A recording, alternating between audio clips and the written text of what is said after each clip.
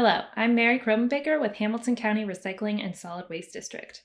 This is the second of two videos we're doing about the unique challenges that face the recycling industry and how you can help us overcome those challenges. Once again, I spoke with Anne Gray, an education specialist with Rumpke, to better understand how those challenges affect our Southwest Ohio region.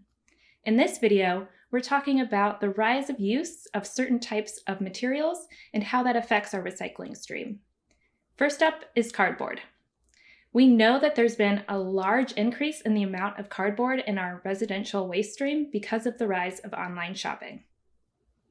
With online ordering, we call it the Amazon effect. We are seeing more residential cardboard, and that has only increased with COVID-19.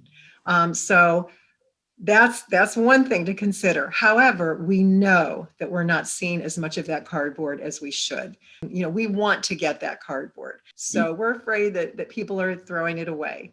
And the demand is really there. So there are just some things that people need to do, just some good habits they need to follow with that cardboard. But I think just adequately preparing it, and by that I mean flattening it. It may take a little bit of work to break them down, maybe even to cut them up. I mean, our preference would be to have them in the container, but even if they're laid to the side of the recycling container. But again, we want it, we need it, the demand is there. So it's just really a shame to see it go to the landfill.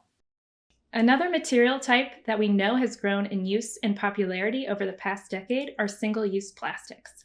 The EPA reported that in 2018, the United States generated 35.7 million tons of plastic, and yet we only recycled about 8.7% of that. That's mostly because there's only certain types of single-use plastics that are generally able to be recycled through our single-stream recycling system. In Southwest Ohio, those plastics include plastic bottles, jugs, and tubs. Again, it depends on the end markets and what that demand is for these plastics. And my colleagues that are in our marketing department are always doing research and working to identify new markets. And we see things opening up, but it's almost like we have to walk sometimes before we run. We have to make sure that the technology that we have, we're able to separate this material effectively, that the markets are in place, and all of those factors have to come together. And even when we are able to recycle plastics effectively, they can really only be recycled once, maybe twice, before they're made into a product that you're going to have to landfill at the end of its useful life.